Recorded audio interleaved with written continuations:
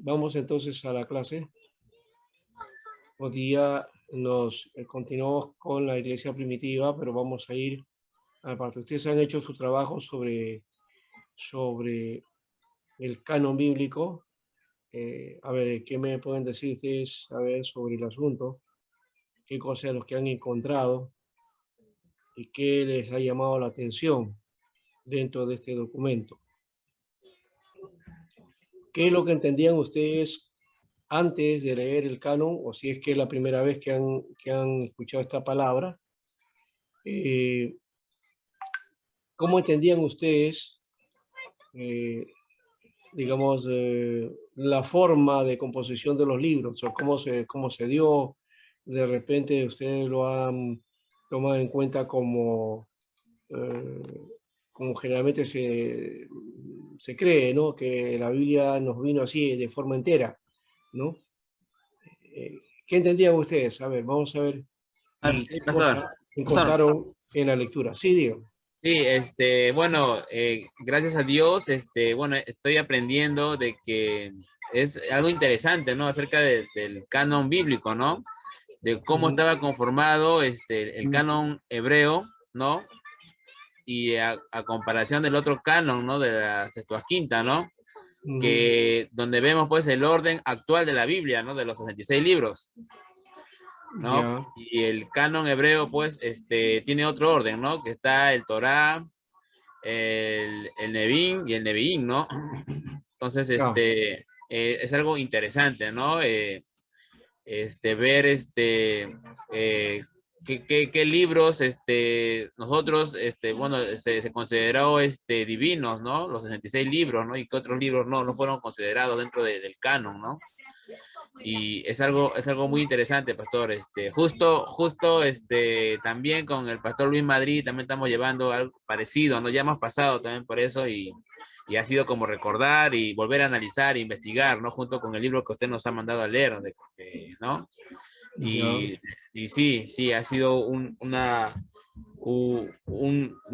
semana muy interesante, ¿no? Porque tenemos que estar leyendo, tenemos que investigar también, ¿no? Y sobre todo sobre que, como dijo usted en la antigua clase también, ¿no? En el caso del Nuevo Testamento, ¿no? Los otros evangelios que no están considerados dentro del canon, ¿no? Y también saber por cuáles son los motivos que no están considerados ¿no? Pero lo que en conclusión es, pues, que los 66 libros son, considerados canon porque son considerados libros divinos, ¿no? ujú. Claro. Y, y bueno, eso es lo que yo he aprendido, ¿no? E incluso, como dice, yo siempre recalco lo que dice Pastor Timoteo, ¿no? Para poder retener esto, pues hay que estudiar, hay que enseñar, ¿no? Y justo tuve la oportunidad, este domingo tuvimos ayuno en la iglesia y tuve un tiempo para yo también de enseñar, ¿no? Y qué más, ¿no? Para compartir lo que uno aprende, ¿no? Y enseñé esto, ¿no? Acerca del canon bíblico también a la iglesia, que tampoco no tenía conocimiento, ¿no? Y la verdad que sí, que gracias a Dios, la verdad que he aprendido, ¿no? Bastante, ¿no? He aprendido que también ha existido otros canon, ¿no? Otros canon, aparte del canon de Marción, ¿no? Claro, los concilios, ¿no? Los concilios que ha habido, ¿no? El concilio de Cartago, ¿no? Y todo eso que nos ayuda, ¿no? A ver la historia, ¿no? Realmente de la Biblia, ¿no? Eso es lo que puedo recalcar, pastor, de lo que es mi tarea. Ya, muy bien. Has hablado de forma general de todos los detalles. ¿Algún detalle que ustedes han encontrado? ¿Ya? Este, Es interesante, pastor, ver de cómo lo que al principio, justo con el tema del canon, lo que al principio bueno, se veía algunos libros que eran de inspiración especial, ¿no? Como aquí menciona el libro, ¿no? Y bueno, que eran considerados dentro de lo que es esto canónicos. ya. Después, por así decirlo, bueno, como yo le puedo entender, eh, llamándolo en la versión final del canon, ya no eran considerados de inspiración especial, ¿no? Sino pasaron a ser de inspiración, si no me acuerdo bien, de inspiración humana, si no me equivoco, de inspiración general, perdón, inspiración general. Entonces, para mí fue bastante interesante esto, ¿no? De cómo es que estos libros, que eran primero, en primer lugar considerados de inspiración especial, pasaron a ser considerados de inspiración, perdón, inspiración general, ¿no? Y cómo al final se quedaron un buen grupo de libros en esa denominación. Claro, porque había también alguna forma en que la iglesia desarrolla ese canon, ¿no? No sé si usted has encontrado alguna forma o el sistema básico de, digamos, los requisitos de alguna manera, aunque no había exactamente una lista de requisitos, sino que había un proceso canónico, ¿ya? Y la tradición plantea que la iglesia era la que determinaba el texto. Por otro lado, era la tradición con respecto a que si tenía peso apostólico, es decir, si los documentos venían de un apóstol o de la tradición apostólica, y el otro era si el consenso de todas las iglesias, ¿no? Es decir, si era de uso de las iglesias. Por lo menos estos tres elementos podemos trabajar como parte de ese canon, ¿no? Entonces, cómo el libro era recibido, cómo era eh, dado la autoridad apostólica o la enseñanza apostólica, más que que viniera, cuando hablamos de la tradición apostólica, no tanto estamos hablando de que si el autor es un apóstol, sino que la enseñanza tenía carácter apostólico, ¿no? La enseñanza o lo que va dando a conocer, ¿no? Era de corte apostólico, ¿no? Dentro de la doctrina apostólica. Y lo otro es que la iglesia, de una manera, eh, dentro de sus dirigentes, ¿no? Asumían este error. Pero Carlos menciona algo también que está entre líneas, lo dijo, ¿ya? Pero que es necesario también afirmarlo. Él mencionó que había varios cánones o varios momentos de canon, ¿no? Sí, Y canon y concilios también, porque más que claro, nada, porque los concilios fueron porque no aceptaban, por ejemplo, que Apocalipsis sea inspiración divina, ¿no? O el libro de Hebreos. así es, así es. Los concilios trataron esos elementos, pero una de las cosas que tú mencionaste fue Sí, los a canon. Marción, Sí, sí. a Marción. Marción, ¿qué tiene que ver en este aspecto? A ver.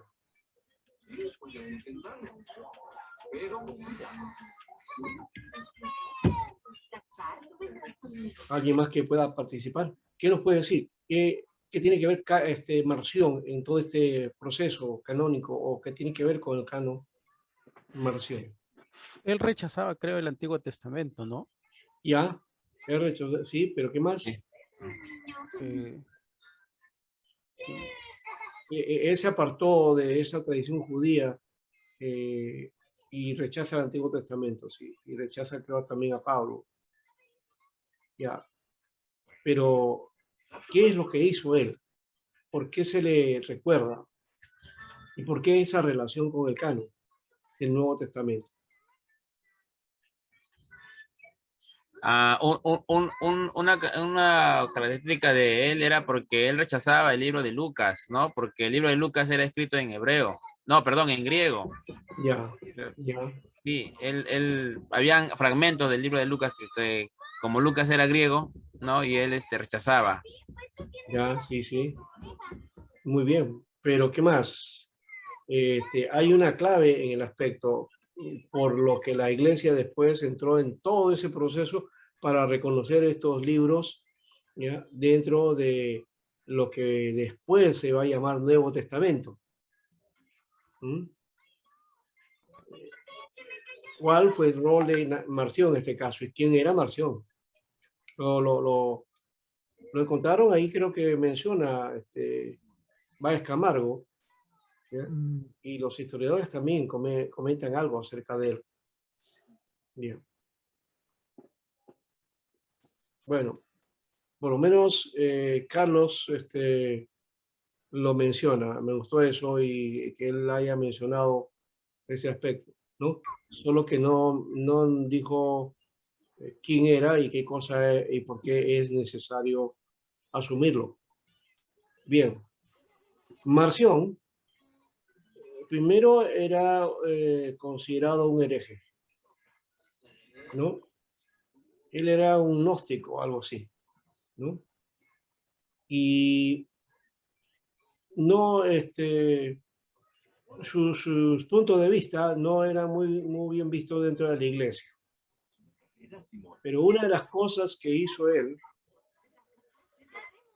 fue enumerar o, digamos, hacer una lista de libros. Fíjense bien eso, hacer una lista de libros, ¿ya? Que van a ser, que va a ser el inicio, digamos así, que es el inicio de la formación del Nuevo Testamento. En las epístolas paulinas, ¿no? Algunas creo que faltan ahí, creo que él tiene una lista de, ahorita no tengo el número exactamente en el momento, pero sí fue una lista que él hizo, ¿ya? Donde están los evangelios y algunas epístolas, ¿ya? Y él hace entonces un formato digamos, de libros que van a ser la base después para todo el proceso de la formación del Nuevo Testamento. Así que cuando hablamos de formación del canon del Nuevo Testamento, estamos hablando de formación de la sección llamada Nuevo Testamento, ¿no? Entonces, es un detalle que hay que trabajarlo bien, tenerlo, no olvidarlo, ¿no? Entonces, ya sea inmersión es aquel que necesitamos tomarlo como la base ahí para no olvidarnos, y él es el que va a asumir entonces toda la cuestión del canon,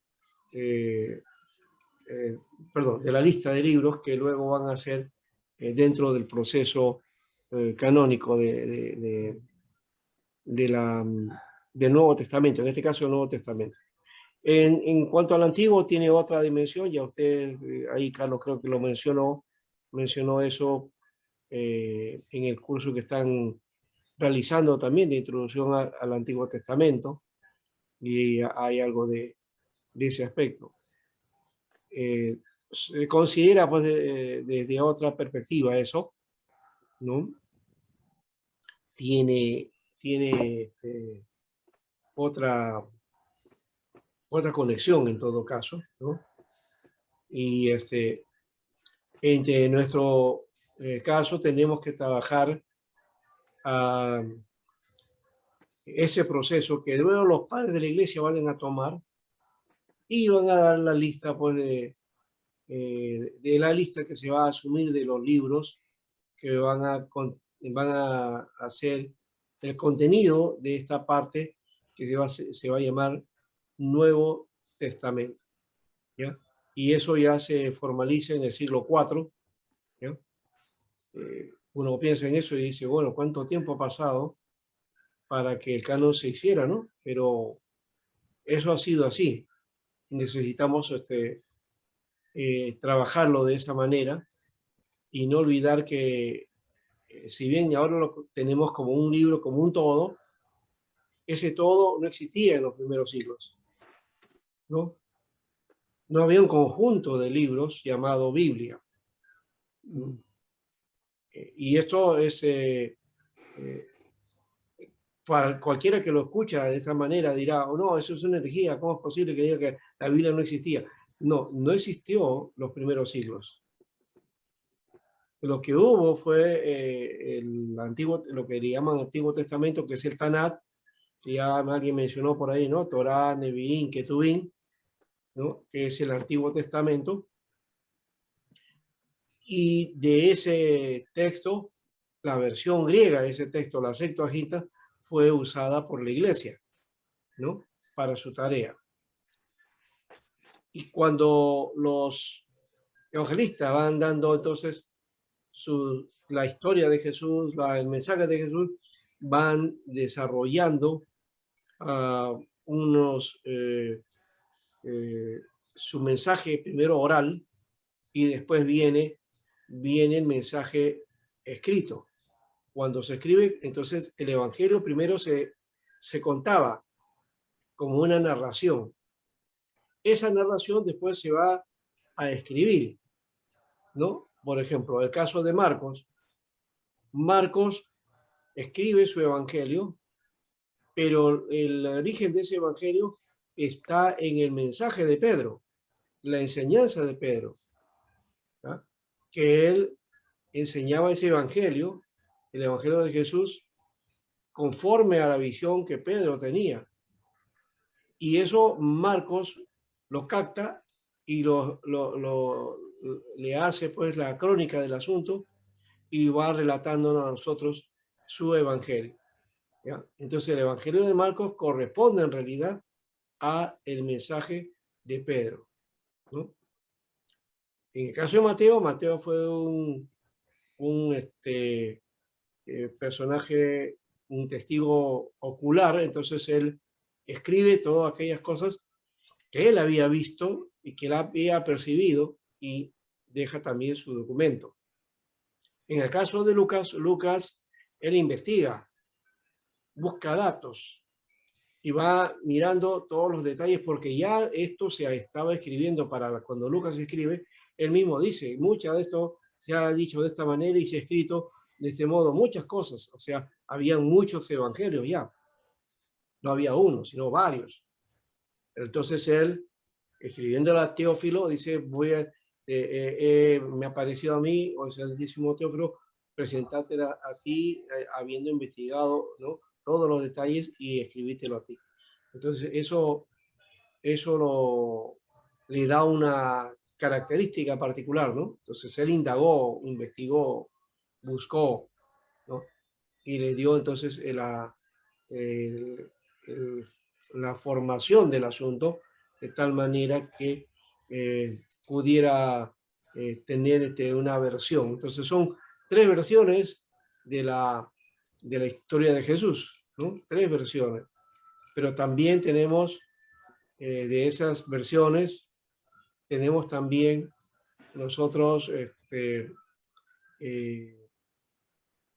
otros documentos y ya la iglesia, posteriormente, hemos dicho, con sus líderes, van a asumir esa perspectiva de cómo y cuáles son los libros que deberían pasar a ser parte del canon que correspondía para esta parte de la Biblia, ¿no?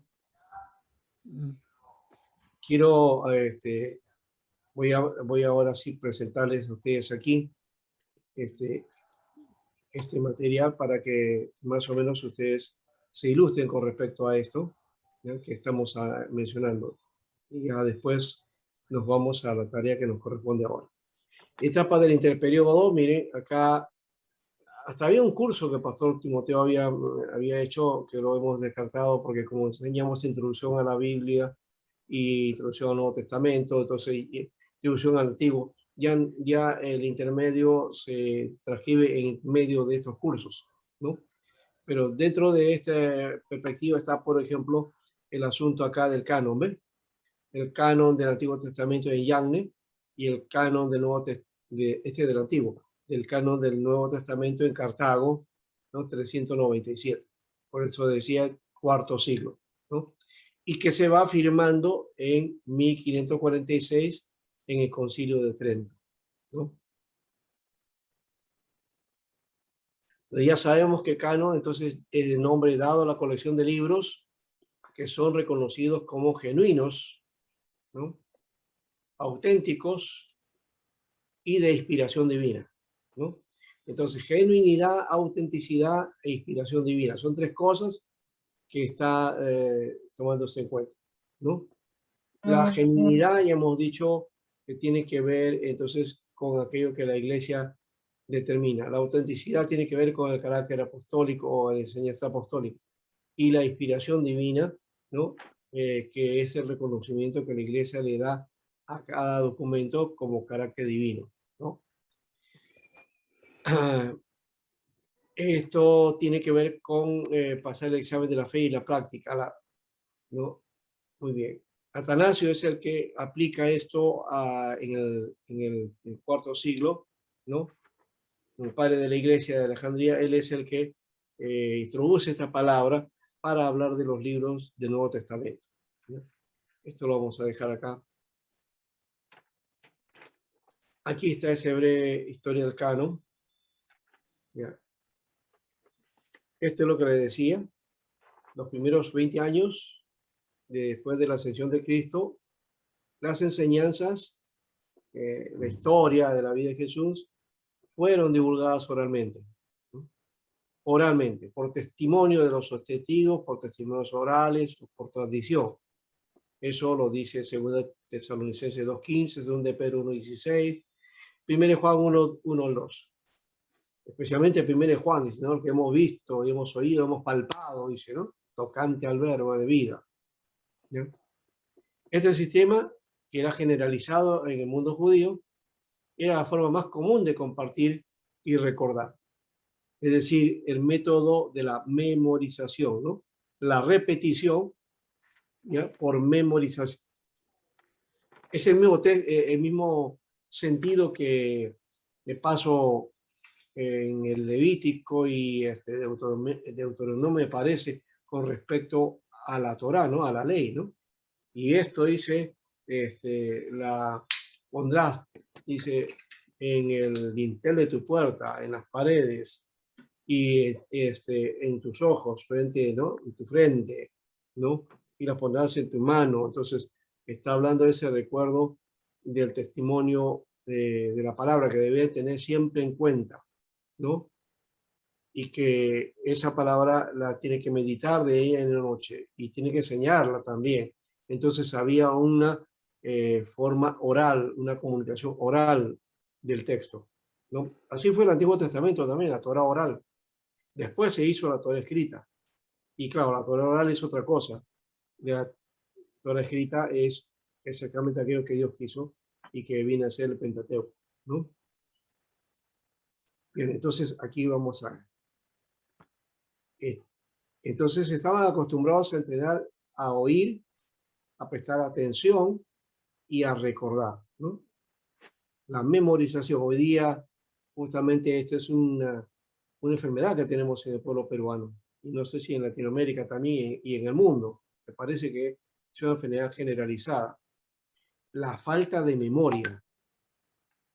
La falta de memoria. Olvidamos fácilmente las cosas como pueblo y las seguimos repitiendo y eso nos atrasa, ¿no? No nos permite avanzar, ¿no? Eso es lo que estamos viendo desde esa perspectiva. Entonces aquí más bien esta sociedad era una sociedad de la memoria, era la sociedad de la recordación, de estar prestando atención a la historia, a aquello que tenía que guardar, y era de manera oral, ¿no? Y por eso que la tarea de los apóstoles fue predicar, no fue escribir, primeramente fue predicar y enseñar, ¿no? La enseñanza y la predicación. Este método, entonces, era el método de la enseñanza por repetición, ¿ya? El método de la enseñanza por repetición, ¿no? Entonces, de la tradición oral al canon, ¿cómo es la tradición oral? Estaba en esta etapa, fíjense en ese cuadro, ¿no? Los dichos y los relatos, entre lo que fuera, y ahí hay unas líneas entrecortadas que dividen. Ahí está, digamos, la época del Jesús, antes de su muerte, antes de la Pascua, del sacrificio. Esa es la etapa prepascual, es la vida de Jesús. Cuando él muere, entonces encontramos al Jesús resucitado, que viene a ser el post-pascual. Toda esa historia estaba tratado en las logias, o sea, los dichos. Los dichos. Y los dichos eran los que marcaban, entonces, el mensaje. Los relatos. Eso le hemos llamado tradición oral. Luego de eso, entonces, a partir del año 50 más o menos, de repente es menos, es un promedio, comienzan digamos, a circular evangelios, hechos, epístolas, el Apocalipsis después, o algunos Apocalipsis, ¿ya? Algunas interpolaciones cristianas en libros del Antiguo Testamento. También comienzan a publicarse los escritos de los padres apostólicos y tratados doctrinales y morales, ¿no? En medio de eso hay todas esas escrituras. Y este proceso que empieza de más o menos el 50 y que va a desarrollarse en todo el primer siglo, pasando el siguiente siglo, ¿no? El segundo, y que va a llegar hasta el cuarto a esa definición canónica que aparece aquí en el tercer cuadro, ¿no? Entonces aparecen 4 evangelios, 13 cartas paulinas y otras cartas y otros hechos, cartas apostólicas, hebreos y apocalipsis, ¿no? Ahí no estamos diciendo todavía el proceso que ya ustedes han descubierto, que no todo el canon fue uniforme. Algunos de estos libros no fueron aceptados al comienzo y hubo pugna para poder reconocerlos.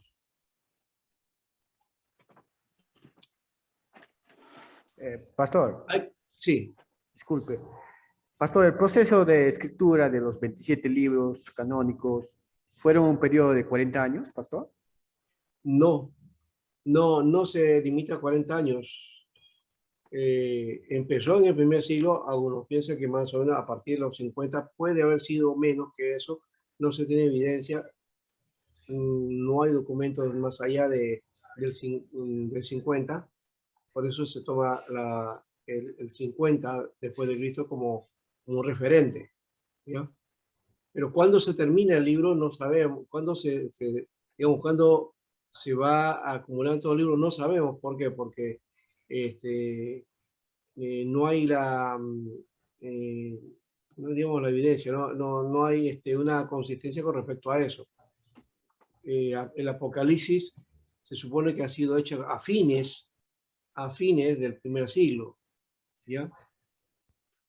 Pero podría haber sido después, o otros dicen antes inclusive. Algunos dicen que puede haber sido en la época de Nerón, ¿no? Y Nerón más o menos en el 50, 60, 60 y tantos, por ahí. Entonces, no hay mucha relación. Y otra cosa es que algunas cartas ya las fechan posteriormente, ¿ya? Por ejemplo, algunos dicen que en la segunda carta de Timoteo, la carta de Éfeso, después segunda de Corintios, son documentos posteriores y que no son de Pablo en algunos casos, ¿no? No es de Pablo. Entonces puede haber sido de un discípulo de Pablo. Entonces ahí viene otra teoría con respecto a eso. Entonces eso haría que el libro o el documento fuese de años posteriores, es decir, del segundo siglo, básicamente. Ya no del primer siglo, sino del segundo, ¿no? Entonces, eso está todavía ahí. Hay muchas propuestas, muchas teorías con respecto, pero no tenemos una consistencia o una seguridad de que esto ha sido así. Entonces, simplemente se ha encontrado algunas evidencias y lo que se encuentra se muestra, ¿ya? Y lo único que podemos decir es que el Nuevo Testamento es una formación hecha en base a un proceso que la Iglesia determinó para reconocer sus libros sagrados. Eso y nada más, ¿no?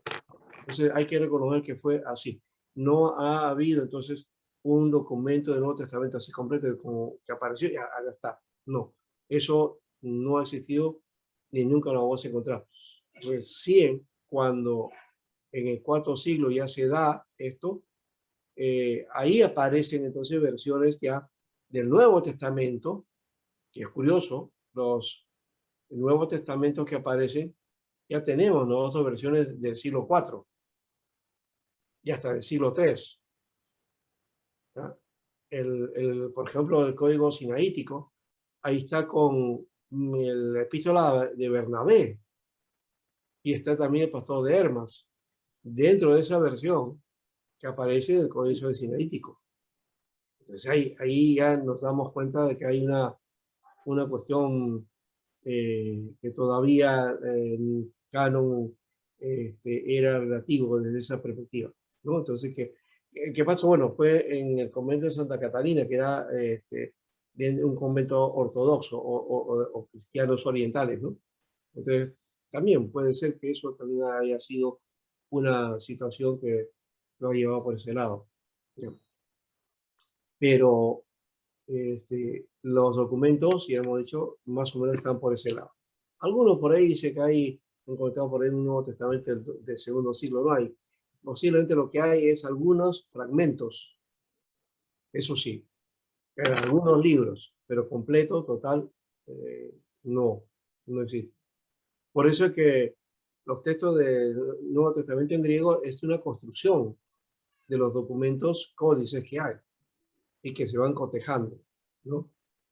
Eso es lo que había hasta, inclusive con textos receptos, ¿no? Se elaboró un documento y pasó a ser parte para las traducciones después.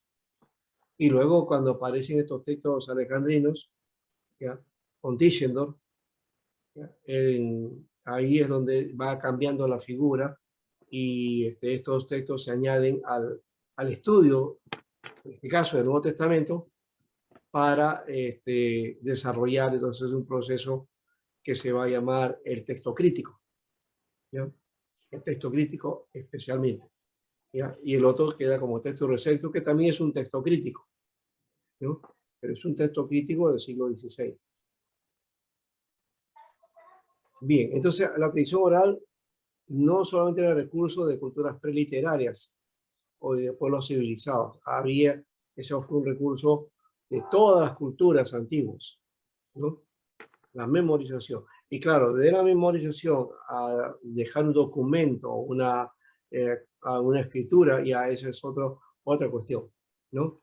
Y se conoce de las bibliotecas antiguas, hay varias. Hay un antiguo que ahorita no recuerdo el nombre hay un rey que tenía una biblioteca que es la más antigua y que se encuentra tablillas ahí, ¿no? ¿Ya? Que muestran entonces que las escrituras, los culturas muy antiguos tenían pues escritura y describían la historia, bueno, la historia del pueblo, la historia de los acontecimientos de una nación, ¿no? Muy bien, entonces viene entonces la transmisión escrita y oral que van juntas y luego, decíamos acá, en el periodo 50 al 100 se da origen al Nuevo Testamento escrito, ¿no? Y surge por esta razón, el número de personas que tenían el testimonio personal y estaban disminuyendo porque ya morían, ¿no? El cristianismo había excedido los límites territoriales de Israel, entonces se había extendido a todo el imperio. La persecución judía también fue fuerte, ¿no? Y la influencia del paganismo, ¿no? En cuanto al mensaje oral, que si hubiera quedado así, entonces no estaba seguro de su preservación. Y más o menos aquí dice que durante la segunda mitad del siglo I, esta es una teoría, que los 27 libros del Nuevo Testamento se escribieron, ¿no? Entonces en el periodo del 45 al 96, ¿no? Aunque hubo mayor cantidad de libros, solo estos fueron reconocidos como divinos e inspirados, ¿no? Esto lo escribe Miller. Aquí está el caso de los factores, ¿ve? Es lo que estaba diciendo Carlos. Marción, ¿ve? Hereje, el líder gnóstico, constituyó su propio canon. Consistía en el Evangelio de Lucas con la revisión de los capítulos 1 y 2, con muchas alteraciones y omisiones. 10 epístolas paulinas, entre ellas a Filemón, omitiendo las pastorales. Omite entonces algunas epístolas de Pablo. Y este pequeño canon de Marción implica la existencia de un grupo más grande de escritos aceptados por la Iglesia, ¿no? Y va a tener una lista, entonces, que no va a ser la definitiva, que va a ser la que va a impulsar el canon mayor. También la Iglesia Oriental utilizaba otros libros que le consideraban como inspirados. Y también los padres de la Iglesia afirmaban desde el comienzo los libros inspirados en cuanto a cómo van incluyéndose en la lista final, ¿ya? Ahí está, por ejemplo, el caso de la Diagé y el pastor Dermas, ¿no? Que fueron aceptados en algunas iglesias, pero no en todas las iglesias, no hubo un consenso general. El edicto de Diocleciano también, en cuanto a destruir los libros sagrados de los cristianos, llevó también a la preservación de los libros auténticos, ¿sí? Ese también es otro dato importante. Y aquí está la prueba para considerarlos auténticos, ¿no? Y la regla importante era la calidad apostólica, que les dije, ¿eh? Que respaldaba la doctrina apostólica y apoyaba también la conformidad de las enseñanzas.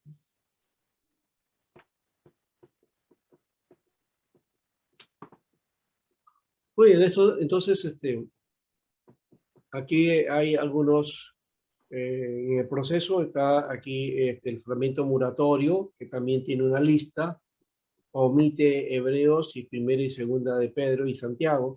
Atanasio también, que tiene una lista que es parecida a la que tenemos ahora, ¿no? Y Jerónimo y Agustín definen la lista de 27 libros, ¿no? También Policarpo, Justino Mártir, Ireneo e Ignacio reconocieron los libros canónicos como escrituras inspiradas, ¿no? Entonces, se le comenzó a llamar a eso que Pedro mencionaba, ¿no? Las otras escrituras, ¿no? Otras escrituras. Las escrituras básicamente eran el Taná, pero las otras escrituras eran aquello que se estaba produciendo y que en este caso Pedro habla de eso con respecto a los escritos de Pedro, ¿no? Y de otras escrituras que se estaban desarrollando también. Aquí está el sínodo de Hipona, en el 9.3, que reconoce la canonicidad y la lista de 27 libros. ¿Ya? Y también Cartago, que es la que acoge todo esto y ratifica esta lista de libros, de 27 libros, ¿no? Eso no hay que olvidarnos, Cartago, pero también antes de eso, el sínodo de Hipona del 393, que hace y establece esa lista que ratifica el sínodo de Cartago, el concilio de Cartago, en el 397. Ya. Eso creo que no vamos a hacer por ahora, ¿ya? Sobre esta parte. Ustedes creo que lo han hecho bien. Bueno, algunos me han entregado recién, así que tengo que revisar bien esos detalles, ¿ya? Bien, ahora sí vamos al otro aspecto. Vamos a ir a trabajar por acá. Vamos a mirar a la iglesia imperial, ¿no? Y vamos a dejar entonces aparte de la iglesia primitiva, ya la iglesia primitiva con el decreto de Milán, ¿no? El edicto de Milán, el edicto de Constantino, declarando el cese de la persecución a cristianos y a judíos y deslizando la idea de que el cristianismo le daba la libertad, daba libre culto, ¿no? La libertad de culto, y con el apoyo del emperador a la iglesia cristiana, ¿no? Le da ese apoyo, que luego, cuando viene Juliano el Apóstata, persigue a la iglesia, lo que hace, muere él y Teodosio, el que va a firmar después al cristianismo como base y como religión oficial, ¿no? Pero lo inicia Constantino, en todo caso, ¿no?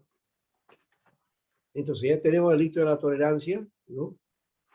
Y a Constantino considerado como primer emperador cristiano, ¿no?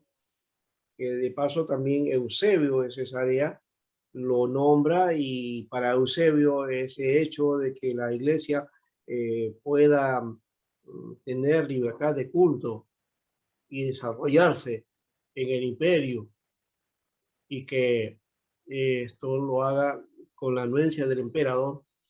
Él le pone loas al emperador, a Constantino lo describe como siervo de Dios, ¿no? Porque él estaba permitiendo que el evangelio se extendiera en todo el imperio, ¿no? Entonces para él es un siervo de Dios muy utilizado, Constantino, ¿no? Para este personaje llamado Atanasio, no, perdón, Eusebio de Cesarea, ¿no? El historiador, de paso, ese libro, la historia eclesiástica de Eusebio de Cesarea, ahí aparece en su. Entonces, luego de eso tenemos entonces aquí, ¿qué pasó con la iglesia al entrar a este periodo? ¿Qué es lo que ocurre? ¿Qué es lo que se da? Y aquí hay que trabajar esta parte. Uno es que van a haber resultados, ¿no? Tanto para la iglesia como para el Estado. Con respecto a lo bueno que tenía a lo bueno que estaba ocurriendo, y lo otro también, los malos resultados, ¿no? Que se dieron para la iglesia. Entonces, esa libertad, ese edicto, tuvo esas dos cosas, ¿no? Sus contrapartes. Eh, dio facilidad a la iglesia, pero también a la vez también hubo una cosa negativa. Entonces hay lo positivo y lo negativo de este hecho del edicto de Milán. Primero, los resultados para la iglesia de que el imperio lo asuma como religión, que le dé libertad religiosa, todo eso.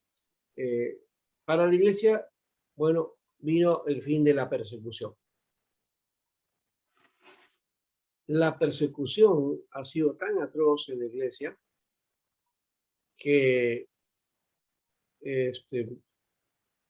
puede, digamos, hacer olvidar esas teorías que hay en algunos lugares todavía, y en las iglesias conservadoras más tradicionales, que apuntan a la figura de que al final de los tiempos va a haber una especie de tribulación, y le llama gran tribulación, ¿no? Eso que aparece en Daniel, lo toman por ahí, y en Mateo, cuando habla Mateo acerca de eso, lo asumen como para el final de los tiempos, ¿no?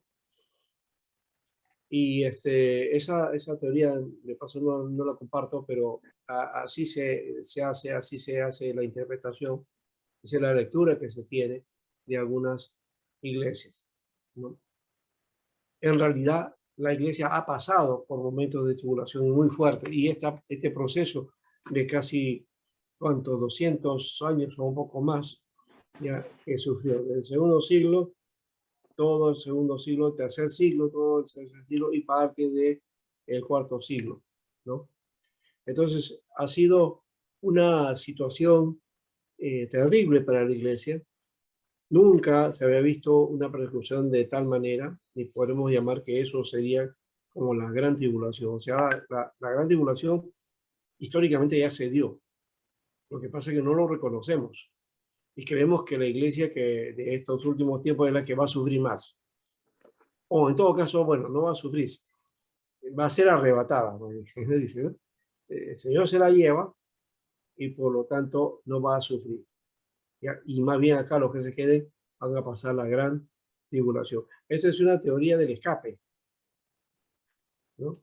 El escapismo que se utiliza algunas veces, y que se cree que por Dios entonces va a guardarla a su iglesia, y la iglesia de ahora, ¿no? Y yo me pregunto por otro lado, entonces, ¿y por qué el Señor no guardó a la iglesia de la época de la persecución. ¿Por qué va a proteger a la iglesia de hoy día que tiene un porcentaje menor de consagración y de dedicación que la que tuvo la iglesia de la época que estamos estudiando? Era una iglesia más consagrada, más dedicada, ¿no? Entonces, si a esa iglesia el Señor no la preservó y dejó que pasaran esos tormentos y esa situación, ¿qué tenemos nosotros de privilegio para no pasarla? ¿No? Entonces, desde esa perspectiva, yo no estoy de acuerdo con esas teorías de tribulación, ¿ya? Que, que van a venir y que hay que escapar de ellas, ¿no? La iglesia siempre ha padecido y el pueblo de Dios ha padecido siempre y hay que padecer. Pero en el Señor no estamos hablando de padecer por el pecado, ese tipo de cosas, no, eso es otra cosa, ¿no? Bien, entonces, para la iglesia entonces vino el fin de la persecución. Cesaron los sacrificios paganos, o sea, los sacrificios de los templos paganos dejaron de hacerse oficialmente, ¿no? También hubo donaciones a la iglesia. La iglesia comenzó a tener posesiones. Si antes se reunía en catacumbas, ¿ya? Ahora van a tener a su disposición grandes templos, grandes edificaciones, ¿no? Ya lo dije en otro momento también, en otro grupo, que la iglesia imperial, la iglesia que desarrolla Constantino, es la iglesia que se va a acostumbrar a centralizar su culto en forma pública en un templo visible. La iglesia de las catacumbas no tenía templos. Su culto era privado, no se podía expresar a nadie, ¿no? Entonces, ¿cuándo cambia esa figura? Cuando Constantino llega y entonces se abre, se donan terrenos y locales grandes donde la iglesia se reúne y a partir de ahí va a comenzar entonces toda una cuestión que va a llevar a la iglesia a olvidar digamos, ese pendiente que tenían para con la muerte, ¿no? Porque su vida estaba así en peligro, ¿no? En la persecución, ¿no? Cristiano que en el soldado romano tomaba fijos que era para muerte, ¿no? ¿Cuántos murieron? Uno dice, no, que es historia pasada, que es mentira, pero sí hay evidencia de que ha sido así, ¿no? Hay muchos que han muerto, entonces sí. Ya. Y hemos hecho el culto que era solamente para la comunidad, ahora se hace público, ¿no? La gente lo va a saber, la gente va a mirar el culto, va a participar del culto. Privilegios concedidos a los obispos, también a los obispos se le va a comenzar a dar un estipendio a partir del Estado, una paga por su servicio, ¿no? Y hacer religión oficial, entonces ahora el imperio va a proteger al cristianismo y más bien ese aval que tenían los paganos va a ser rechazado por la iglesia y por Roma, ¿no? También se consiguió que el día domingo sea el día de descanso, ¿no? El día para guardar, el día para adorar. Eso es en cuanto a la iglesia. En cuanto al Estado, la crucifixión fue abolida. El Imperio Romano abolió esa forma de patíbulo que era la cruz, ¿no? Que era para los criminales más avesados, ¿no? También la represión del infanticidio. Había muchos infanticidios, o sea, eso sí, se muestra y se da a conocer eso en la historia, ¿no? Especialmente este asunto de la muerte de los primogénitos, ¿no? Dados a la práctica pagánica. también hubo una esclavitud modificada. La esclavitud fue el instrumento económico de aquella época, ¿no? ¿Ya? Tenía carácter económico, o sea, necesitaban estos esclavos para que les produzcan, ¿no? A los amos. Eso, esta esclavitud se va a modificar y va a tener ciertas características más humanas, ¿ya? Pero va a llevar eso a la Edad Media a buscar, digamos, un carácter de el jefe o el que, como llamaríamos, el señor feudal, ¿no? El señor del feudo con sus trabajadores, los siervos, ¿no? Esa figura va a moldearse por ese lado en otro sistema. Luego viene la supresión del juego de gladiadores. Eso fue interesante.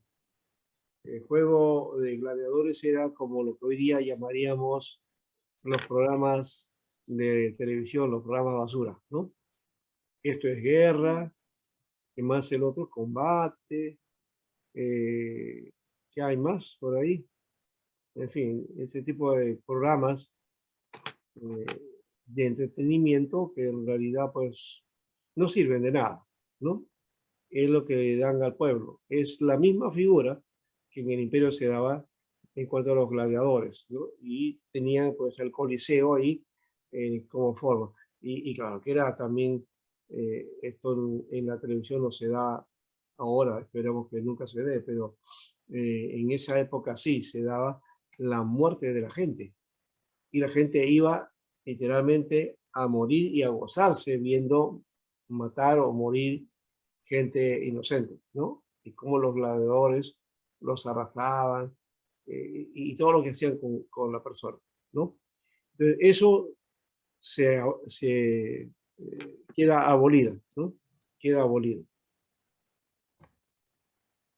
¿Qué otra cosa? Y en cuanto a los malos resultados para la iglesia o para el cristianismo en general, es que como el culto era público, ahora todos podían ir a la iglesia, ya no había diferencia, ¿no? Y no era porque iban a la iglesia para ser evangelizados, sino se incluían, se metían nada más y no había necesidad. Y algunos hacían profesión de fe desde otra perspectiva, ya no en la forma que nosotros utilizamos, sino bajo las fórmulas rituales. ¿Qué forma de ritual era el bautismo? ¿No? Eso no se midió de alguna manera. Otra vez, las costumbres paganas entraron a la iglesia, ¿no? Entonces, esto también es otro elemento que va a ser en la iglesia de tropiezo de alguna manera, ¿no? Porque la iglesia se había preservado algunas cosas y ahora se va a meter eso, también se va a meter la filosofía y van a entender la enseñanza a partir de los conocimientos de otras naciones paganas, ¿no? También estaba la iglesia en su carácter, en su manera, se hizo más mundana. Y mundana con respecto a la relación temporal, emparentó con el imperio, se vio más acomodada, la evangelización ya no era del arrepentimiento, sino de la conveniencia, ¿no? Y al ser cristiano ahora daba rédito, y entonces por eso que un romano se convertía al cristianismo por la cuestión laboral, ¿no? Por la carga de trabajo, ¿no? Que para tener un estatus más o menos. Entonces, aplicaba así. Ahora, lo otro es que en el oriente el Estado dominaba a la iglesia.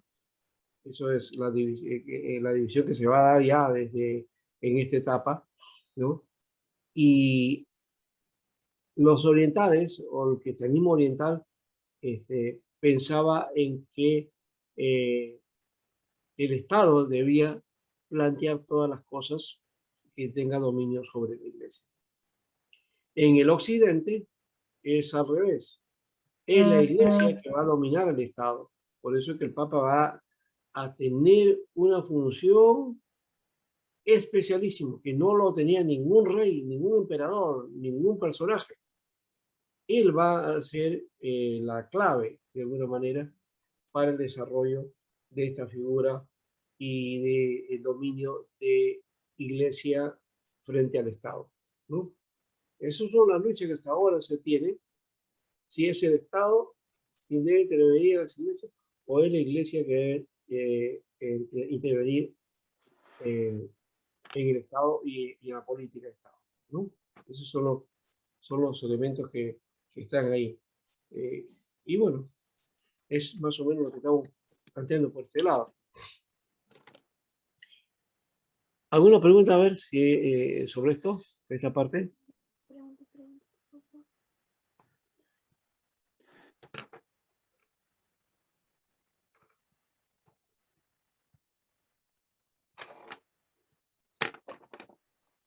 Pastor, yo había escuchado, bueno, en algunos documentales que había visto en cuanto a esta época de la iglesia, que cuando el emperador declara, pues, ¿no? A la iglesia como parte de la religión de Roma, él es el que pone a algunos obispos o sacerdotes allegados a él, que ya desde ya eran corruptos. ¿Eso es cierto o no?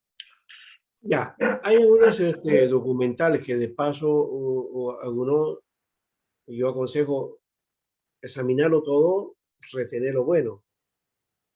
No todo lo que se dice en los documentales y que tiene a veces carácter científico o que le dan una cierta característica científica, más bien esos documentales tienen una orientación, hay una intención.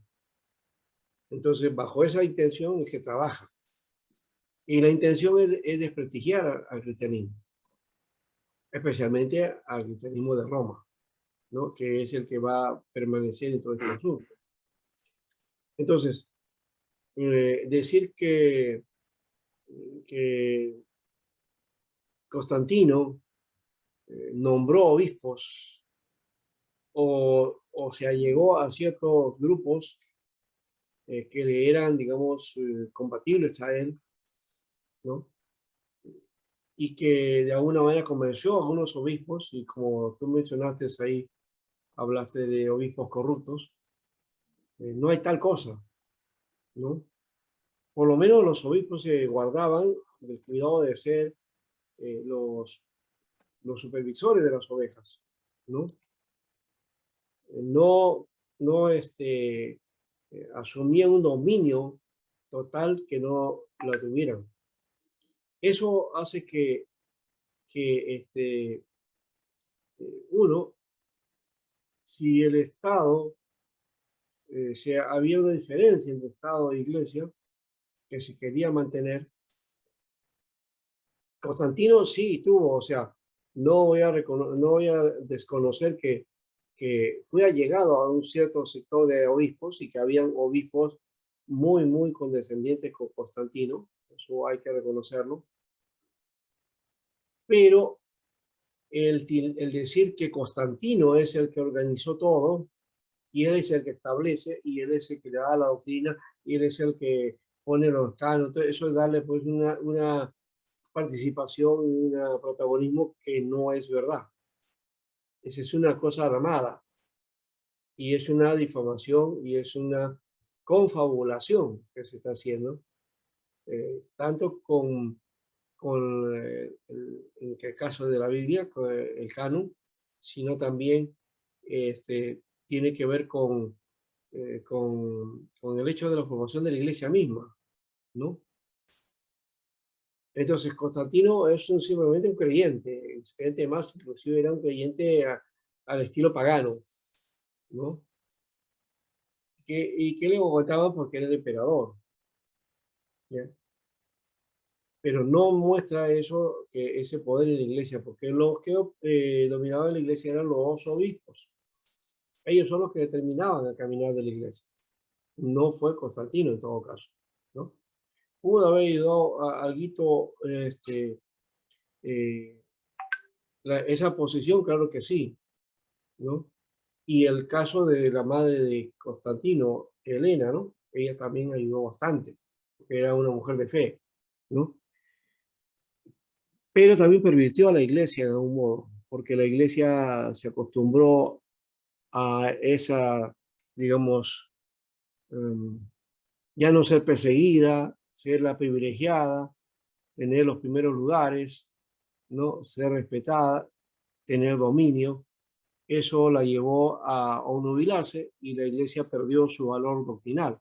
Durante siglos estuvo así hasta que se produjo la división del Oriente y luego la división del Occidente, que es el protestantismo, ¿no?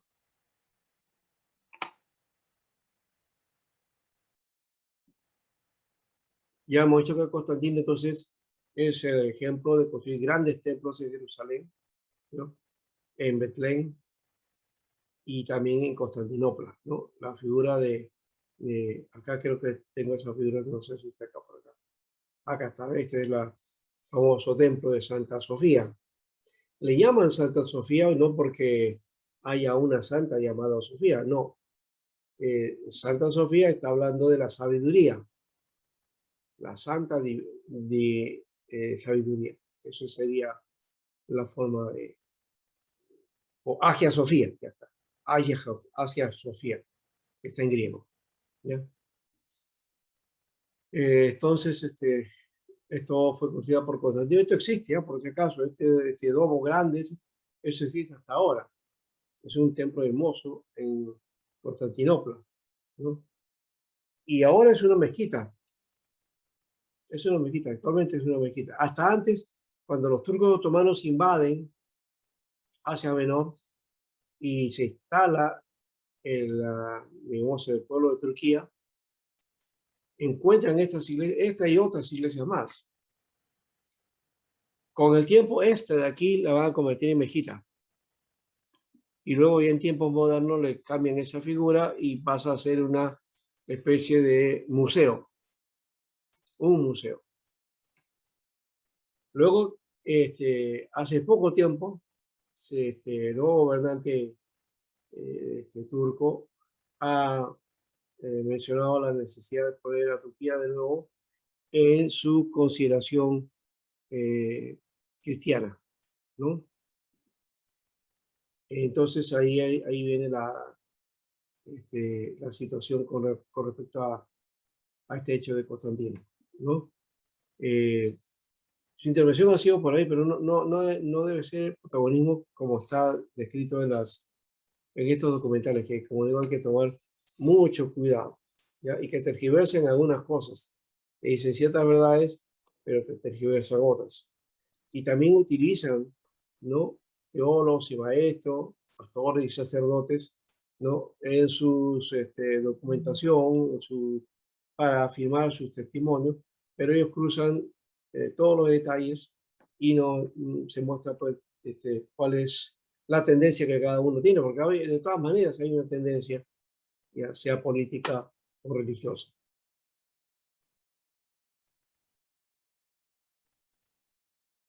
Entonces, hemos dicho que todo esto ha sido dado, ¿no? Se ha abolido la crucifixión, el infanticida, que tenemos parte un carácter sagrado a la vida humana, ¿no?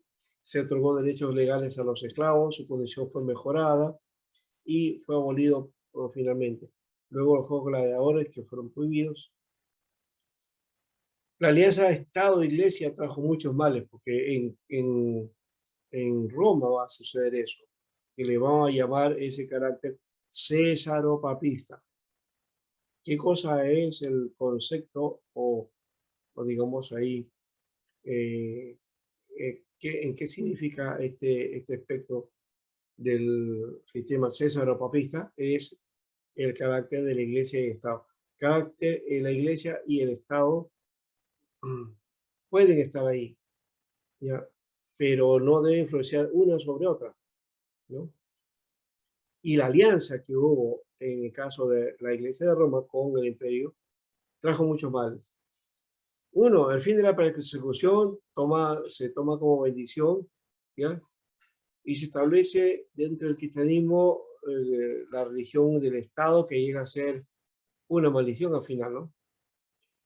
Y todos los que buscaban ser miembros de la iglesia, buenos y malos, se cerraban los hipódromos y, perdón,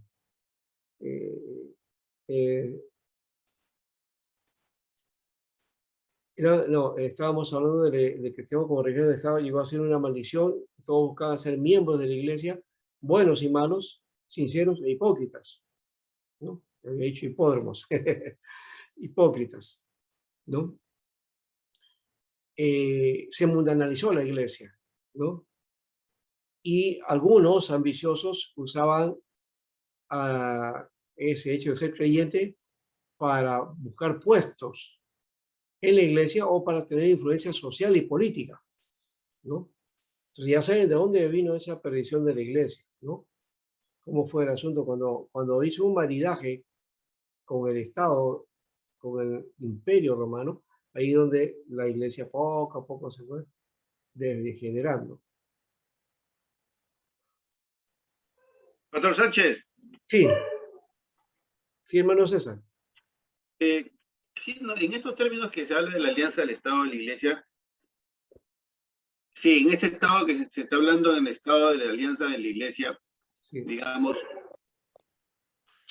creo que, digamos, está llegando, pastor, hay en esas todavía en las iglesias que existen todavía, ¿no? Digamos, esas personas que buscan posiciones en la iglesia, ¿no? Y aparte, no son sinceros, ¿no? Aparte, y no trabajan bien, digamos, ¿no? Porque hay influencias que a veces ellos lo toman, digamos, como socialismo o, ¿sí? Y como que también distribuyen a la política, ¿no, pastor? Hay momentos Claro. que hay que también trabajar hipócritamente, ¿no? Sí, hoy día está sucediendo eso de nuevo, ¿no? La iglesia que ya está posesionando, la No iglesia lleva bien la católica, doctrina de Dios. y que ahora está buscando intereses políticos y se acerca al poder, ¿no? Que hay pastores que están ligados al poder y todo eso. Eso se está dando de nuevo, ¿no? Entonces, sí, eso llama la atención. Ya pasó. Y el principio protestante, justamente de separación de iglesia de Estado, ya no se está cumpliendo. Y se está cometiendo el mismo pecado del que acusamos nosotros a la iglesia de Roma, ¿no? De maridarse con el Estado, ¿no? Y hoy día hay ese problema, ¿no?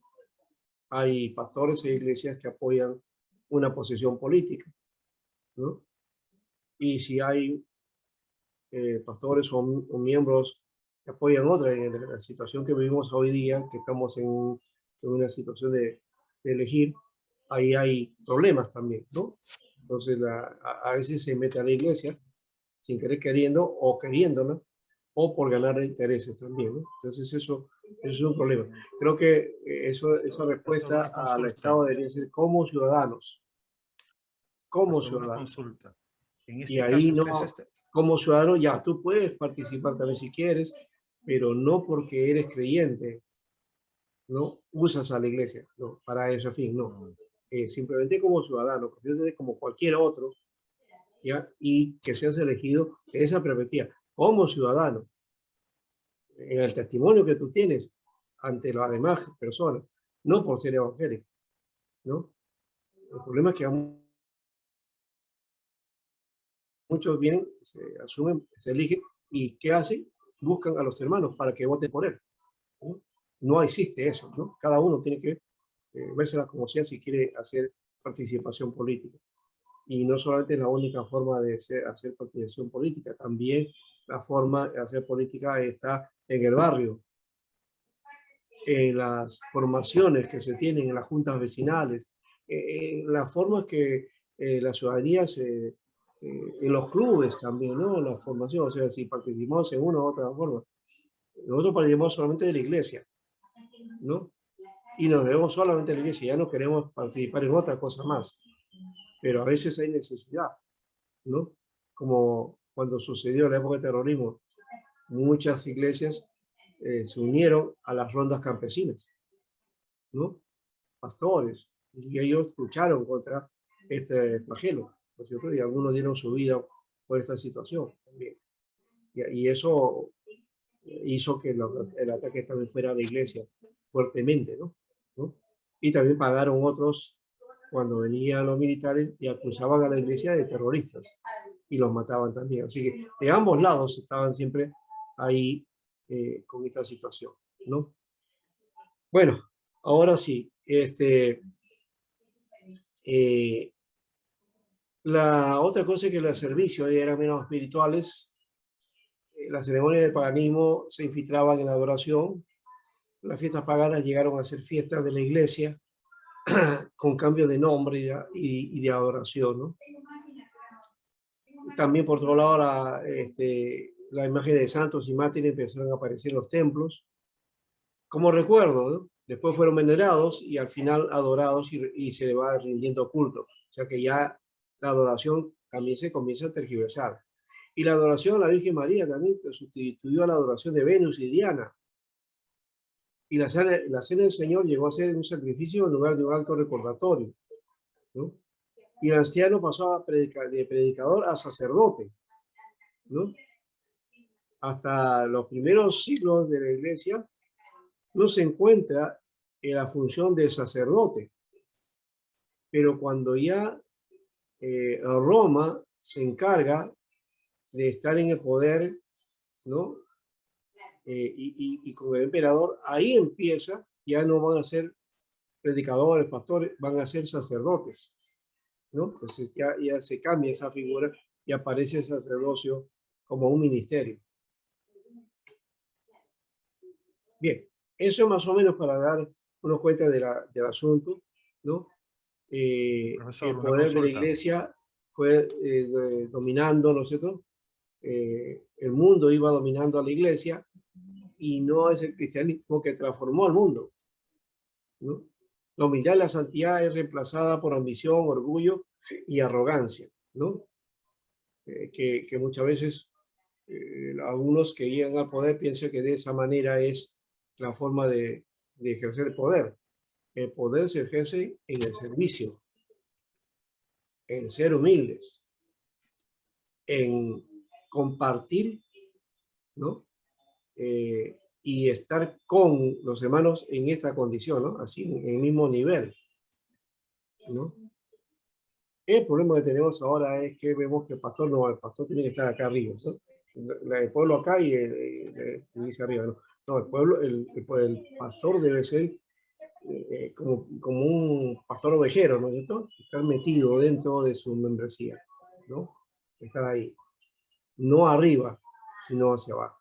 Arriba solamente para mirar, de repente a uno va a ver cómo está la iglesia y a ver si alguien ha venido o no, o qué percibe, pero luego seguir haciendo su función, no mantenerse arriba, ¿no? El ministerio de hoy día, lastimosamente, tiene esa función, ¿no? Los pastores lo vemos arriba, muy arriba, y eso ha hecho un poco daño las megas iglesias, con los grandes ministerios. Hoy día los grandes ministerios, grandes predicadores, pues, toda una parafernalia, ¿no?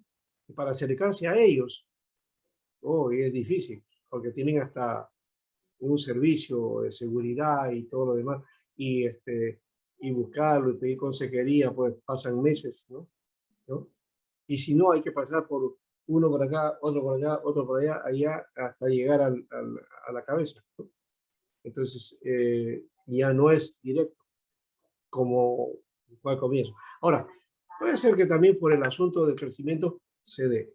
Yo estoy hablando ahora de esto, quizás dentro de un contexto que no estamos, porque las iglesias a las que pertenece cada uno de ustedes son iglesias pequeñas, relativamente pequeñas. Y mirándolas frente a las demás, pequeñísimas, ¿no? Un grupo de 30, 40 o 50 personas, para nosotros una iglesia de 50, 80, 100 personas, ya es una gran iglesia, es iglesia de peso. Pero hoy día no, pues hay iglesias de 5.000, 8.000, 10.000 fácilmente, ¿no? Y ahora en Lima tenemos algo así. Ahora, bueno, no sé con la pandemia cómo seguirá el asunto, ¿no? Pero por lo menos hasta ahí hemos llegado en las grandes iglesias que hay hoy día. Bueno, mejor entonces que la iglesia y el Estado estén separados, ¿no? Debe estar separado. ¿Ya? Profesor, una consulta. A ver si alguien más dice, Carlos. Sí, profesor, sino que le estaba preguntando hace rato, pero parece que no me escuchaba. No te escucho bien, ¿no? A ver si aumentas tu sonido. A ver, no está al máximo, profesor. A ver, voy a ver si puedo hacer. No, sí, se le escucha al hermano Carlos un poco bajo su volumen. A ver, voy a ver si puedo entrar desde otro dispositivo, un segundo. O de repente pon tu nota en el chat.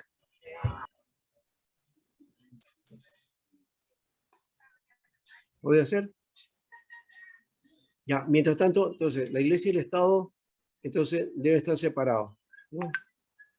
En el cristianismo de Roma, en el cristianismo imperial, pero en una sola cosa, ¿no? Por eso le llamo a eso el sistema César o papista, ¿no? Entonces, nació de esto las provincias orientales y otras las occidentales.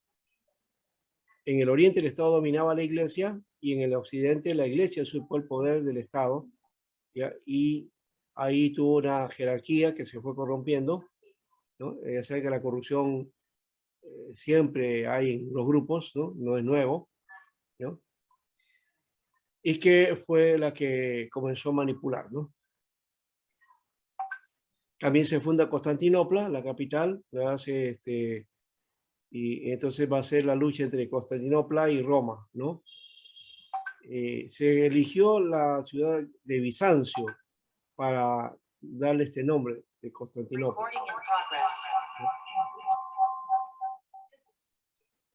Bien, ya hemos hecho esto, y luego la división del imperio, que se da en la época Diocleciano empezó a dar la división de autoridad en el 305, Constantino nombra emperadores asociados en el 375, Teodosio completa la separación y desde el tiempo de Teodosio el mundo romano fue dividido en oriental y occidental, separados por el mar Adriático.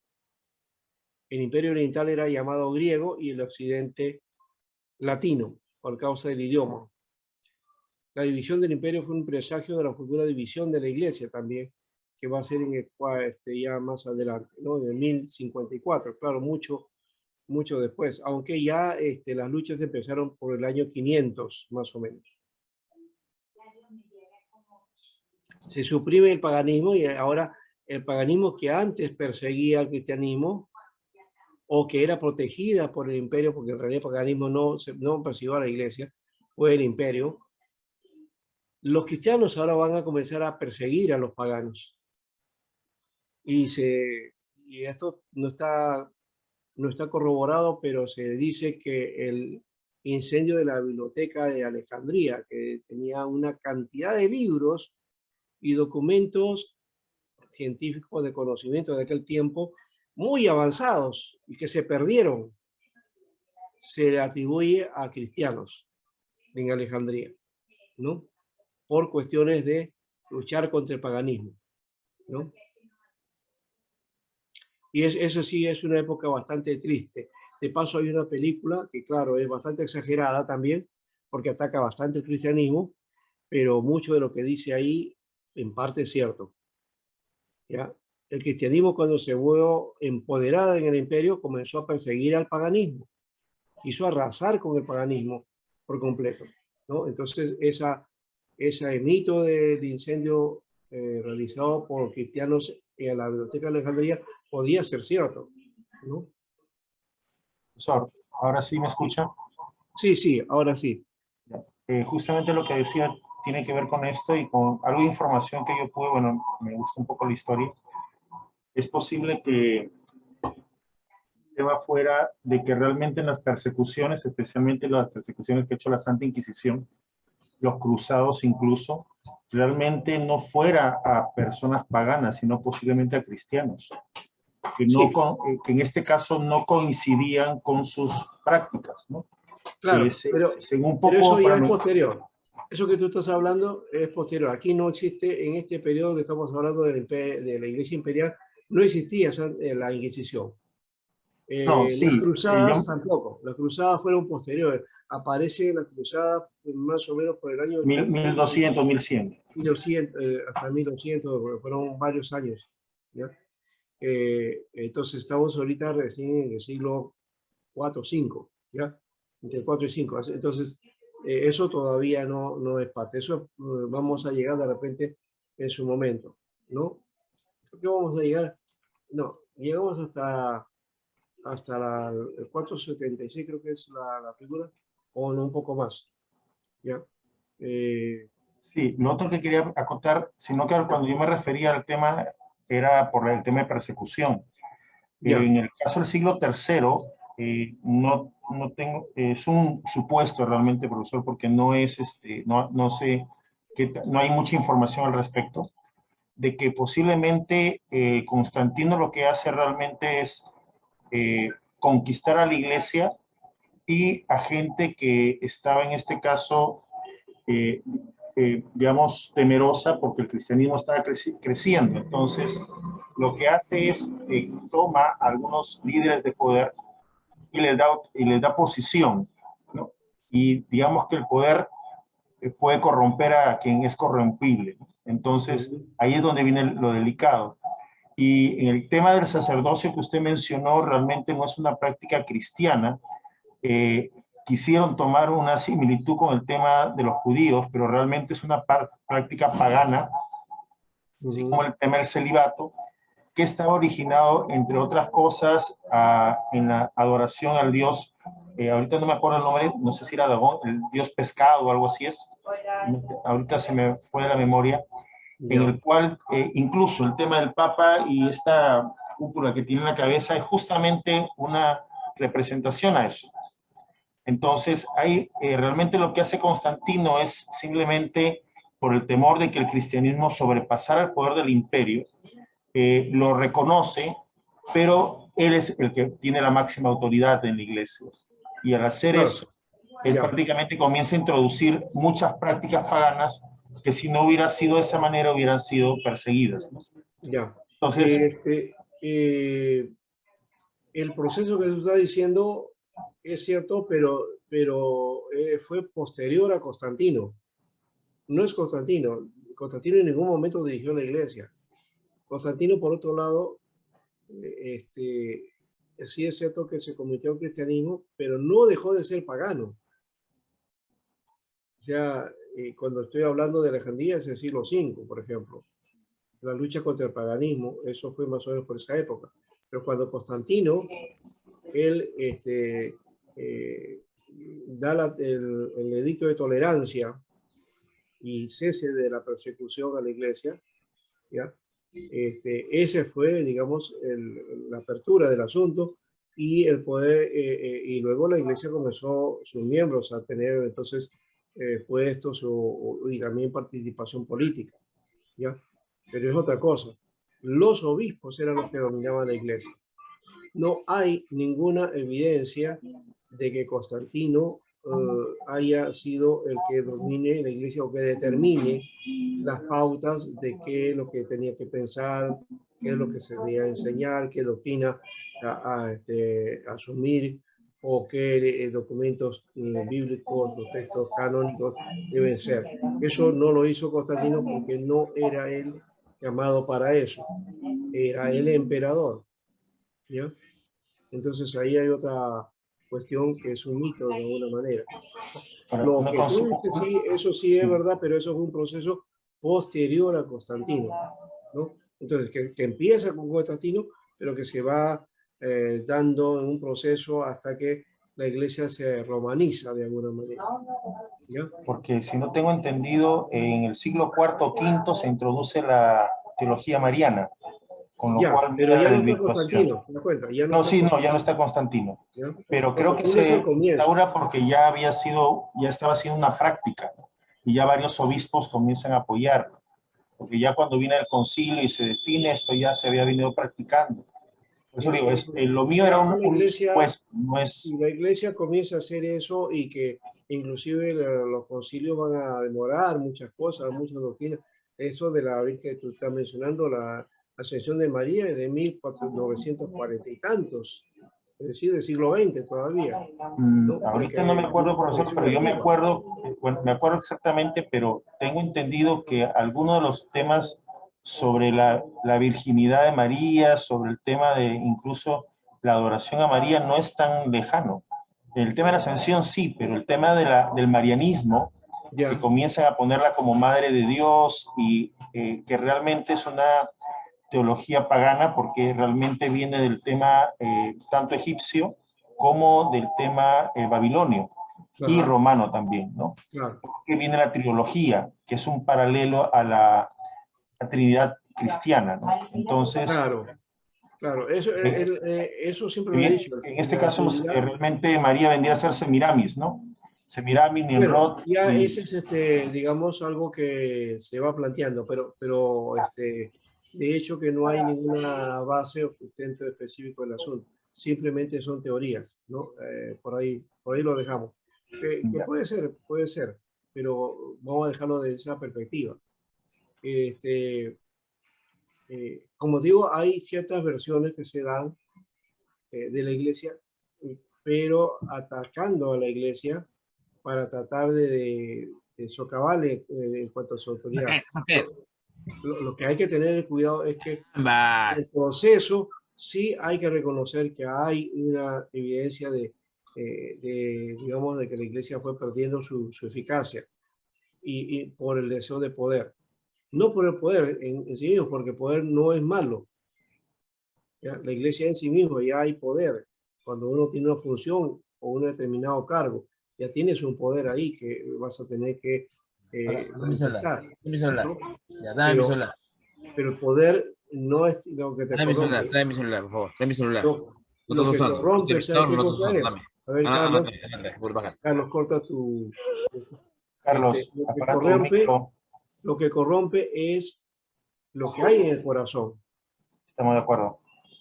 ¿no? Entonces, cuando alguien llega al poder, no es porque ahí se va a corromper, sino ahí va a manifestar qué es lo que hay dentro de su corazón, Sí. ¿no? Ahora, una consulta, justamente el otro tema es el tema de política, porque usted lo ha establecido muy bien, ¿no? O sea, el problema no es que realmente los cristianos nos metamos en política o no, el tema es que sinceramente no estamos preparados, o no se No, prepara es otra cosa. para estar en política. Sí, Estar en política es un terreno bien difícil, sinceramente, y como usted claro. dice, si el corazón no está preparado, se corrompe, ¿no? Exacto. Entonces tiene que saber resistir, mantenerse, ¿no? Y no solamente eso, tienes que tener vocación. Así es. Ahora, Si no hay vocación y no haces carrera, porque eso no es de la noche a la así mañana. es. Ahora, le quería hacer una pregunta porque justamente es un estudio que estuve haciendo y tiene que ver con que muchos cristianos esperan que el líder tiene que ser pastor, pero por otro lado, para estar en política, no necesariamente tiene que ser un pastor. Entonces ahí hay una contradicción, porque como usted lo menciona, el pastor, el que es llamado a pastor a tiempo completo, está abocado a la iglesia. Pero por otro lado, en el inconsciente de los cristianos, esperamos que nuestro líder tiene que ser pastor. Entonces, si es político y no es pastor, entonces no se sigue. Entonces, ahí hay como una contradicción, aparte del tema de que cuando se habla de separación de Estado e Iglesia, se entiende como que la Iglesia se aparta totalmente de lo secular.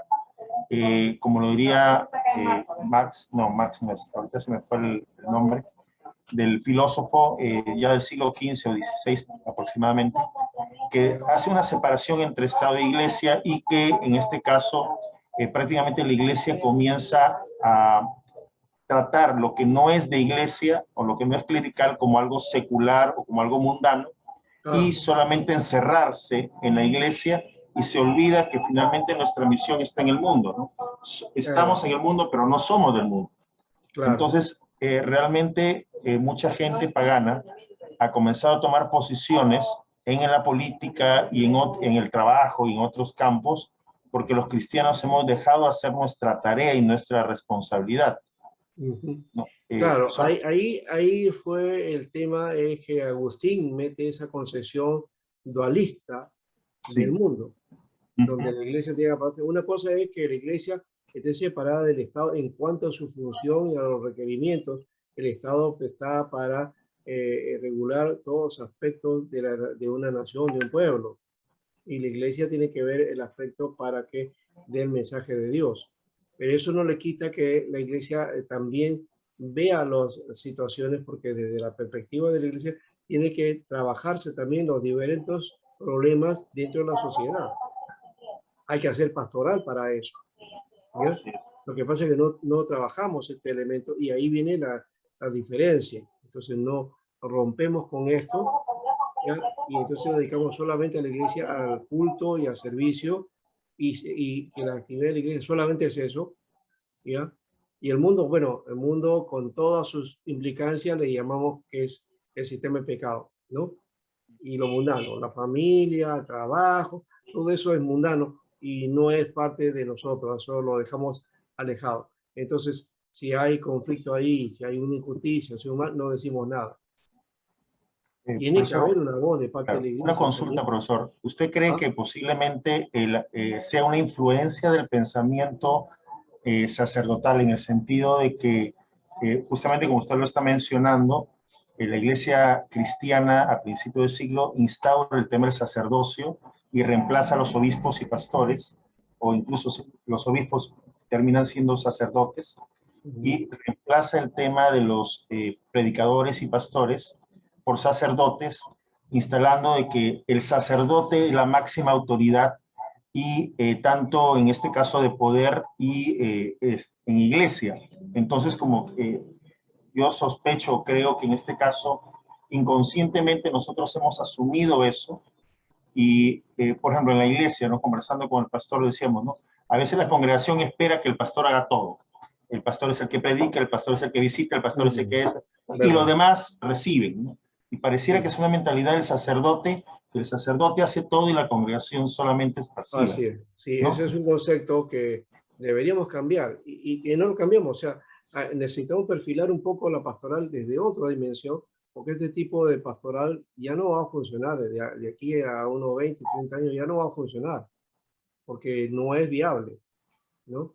Entonces, profesor, esa sería una pastoral laica, es decir, de los líderes laicos, no necesariamente pastores o no necesariamente, sino los líderes, simplemente los miembros de la iglesia que asumen un liderazgo y un trabajo.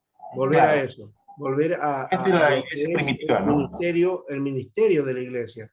Yo le diría, ya no laico, ¿no? Para no diferenciar, porque vamos a seguir con la misma figura, ¿no? Eso del religioso y el laico. Pues es una figura religiosa que viene de Agustín, que la Edad Media lo afirmó fuertemente. Entonces hay que romper con esa concepción dualística, y que es gnóstica de paso, ¿no? Lo espiritual acá, lo material o temporal acá, ¿no? Entonces eso hay que romperlo porque la Biblia nos manda a vivir dentro de un mundo con todo lo que es la implicancia y servir en ese mundo. El ministerio de la iglesia es hacia el mundo y la pastoral también. Por eso que más adelante el que defiende este aspecto es Juan Wesley. Wesley decía, mi parroquia es el mundo. El mundo es mi parroquia. ¿No? El mundo es mi parroquia. O sea, que mi servicio, mi tarea es hacia el mundo. Eso yo lo tengo claro. El servicio de un pastor es hacia el mundo, no a la iglesia. La iglesia es para los servicios rituales, eclesiásticos, correcto. Pero la pastoral tiene que llegar hacia la sociedad. Y si no llegamos a la sociedad, y que ese es el problema que tenemos, y no hemos llegado y no hemos formado gente para la sociedad, más allá del trabajo, profesión u oficio que tú tengas, ¿no? Y que tengamos buen testimonio ahí en ese mundo, pero no hemos preparado gente dirigente para eso. Ni siquiera para los clubes de barrio o para las situaciones, ¿no? Para ser delegado de un aula, por ejemplo, o para tener algunas determinadas cosas que tenemos que hacer en bien de los demás, ¿no? Eso creo que es importante asumirlo y ese tipo de cristianismo es el que está alejado y no lo predicamos, no lo enseñamos mucho. Quizás está en algunos lugares, por ejemplo, AGU, que es la formación de grupos universitarios, por ejemplo, ¿no? O de repente está en las tareas de compasión, o en las tareas de visión mundial, lo hemos reducido a las ONGs, ¿no? Entonces, voy a ellos que se dediquen a esas cosas. La iglesia no, es solamente a predicar. Y está bien, la iglesia tiene que predicar, pero la iglesia tiene que reconocer que vive en un barrio, en una dimensión con las problemáticas. Y de hecho que muchos pastores, y yo sé eso, porque lo hemos asumido también, hemos tenido que pasar por circunstancias de velar por la situación de los hermanos, en circunstancias, ¿no? Sea por falta de dinero, por un conflicto de familia, la muerte de alguien, de un familiar, que lo hayan despedido del trabajo, alguna injusticia o un juicio, en fin, y hay que ir acompañándolos pastoralmente, ¿no? Para que vaya la cosa haciendo aminorándose, ¿no? ¿Ya? Y las problemáticas generacionales, de padres a hijos, de conflictos. Esas son cosas que son directas de la pastoral y que el pastor también puede atender de gente de su barrio, de su entorno, ¿no? Entonces creo que eso es importante. Pastor, una consulta. Por ejemplo, yo tengo, bueno, mi cuñado, por ejemplo, no es pastor, es líder, pero por ejemplo, él asume el tema del coach o la consejería por ejemplo, él maneja una figura muy interesante, ¿no? Por ejemplo, hacia afuera, él es coach y lo utiliza como una herramienta o estrategia para poder predicar. O sea, utiliza los principios cristianos y a partir de eso va llevando poco a poco a la persona a un encuentro con Cristo. Por otro lado, ¿por qué? Porque por otro lado, finalmente, por psicología sabemos que la psicología puede ayudar a identificar problemas, pero no resuelve los problemas. No. El único que cambia vidas es Cristo. Entonces, él tiene esa base, ¿no? En el caso, por ejemplo, y en la iglesia lo que él hace hay un equipo en su iglesia ahí en Lima, hay un equipo de líderes que no son pastores, que justamente se encargan de eso, ¿no? De ver a los varones, otros de ver a las mujeres, otros de ver a los jóvenes, ¿no? Entonces, como usted dice, es el ministerio de la iglesia. Y como usted dice, tenemos que sacarnos el chip allá. Para ser líder tengo que ser pastor. No, sí tengo que prepararme en un seminario, pero no tengo que ser pastor necesariamente. No necesariamente, claro que sí. No es, el asunto es que a veces lo asumimos así, por eso es que creo que la visión va a tener que ir dándose desde otra perspectiva. Con eso no le estoy quitando el asunto de la pastoral, yo soy pastor, yo entiendo ese aspecto, ¿no? Y la lucha, pero yo creo que el modelo de pastor del reverendo o del que es eclesial, dedicado al aspecto eclesial, debemos darle otra mirada, porque el mismo COVID nos ha mostrado esa figura, ¿no? La necesidad de llegar a la gente en medio de la situación del dolor y del pesar, ¿no? Eso creo que es importante asumir. Entonces, de hecho, cuando salgamos de toda esta situación, vamos a tener que mirar qué tipo de pastoral y qué tipo de iglesia queremos asumir y queremos ser a partir o post-COVID, ¿no? Posteriormente. ¿Cómo va a ser la sociedad después del COVID? Eso no lo sabemos, ¿no? Esperemos que no estemos en la sociedad última, como algunos dicen, ¿no? Porque la situación se ha hecho fuerte y esto parece que no va a terminar. Pero va a terminar en su momento. Y vamos a tener que ver y reformar la iglesia y también reformar todo lo que es la sociedad también. Todo el conjunto de la sociedad va a tener que ordenarse y trabajar desde otra perspectiva. Y de hecho que la iglesia va a tener un lugar importante en esta tarea. Por eso que debe asumirla desde ahora, ¿no? Desde ahora. Bueno. Creo que quizás, aunque con la diferencia del caso, profesor, en el caso de los israelitas del Nuevo Pacto, obviamente hay grandes diferencias con nosotros, pero algo que ellos nos dan como ejemplo, por ejemplo, que ellos han colocado y han preparado gente suya para estar en el Congreso. Más allá si tienen una buena preparación o no, pero ellos han hecho un trabajo concienzudo de tiempo a tiempo y se han formado justamente para ellos establecer sus principios, sus normas, ¿no? Más allá si estemos de acuerdo o no, ¿no? Sí, en nosotros lo que pasa es que no nos ponemos de acuerdo y tantos grupos no somos unidos, ¿no? Y ahí es donde viene nuestra deficiencia. Bueno, vamos a tener un descanso, ¿ya? Me están pidiendo 10 minutos y volvemos, ¿ya?